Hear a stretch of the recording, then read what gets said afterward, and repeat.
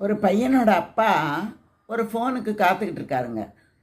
உடனே ஒரு ஃபோன் வருது, பொண்ணு வீட்டிலேருந்து ஃபோன் வருது. இவருக்கு ஒரே சந்தோஷம். என்ன பாசிட்டிவாக சொல்ல போகிறீங்களா அப்படின்னு கேட்குறாரு. ஆமாம் ஆமாம், பாசிட்டிவ் தான், நீங்கள் உங்கள் கையில் தான் இருக்குது. நீங்கள் என் பொண்ணு நல்லா சம்பாதிச்சு நல்லபடியாக இருக்கா, அதனால் நீங்கள் என்ன பண்ணுங்கள், 50 பவுன் நகை போடுங்க, ஒரு கார் வாங்கி கொடுங்க, பையனையும் பொண்ணையும் உடனடியாக தனி கொடுத்தனம் வச்சுருங்க, அடிக்கடி அவங்கக்கிட்ட தொல்லை பண்ணாமல் இருங்க.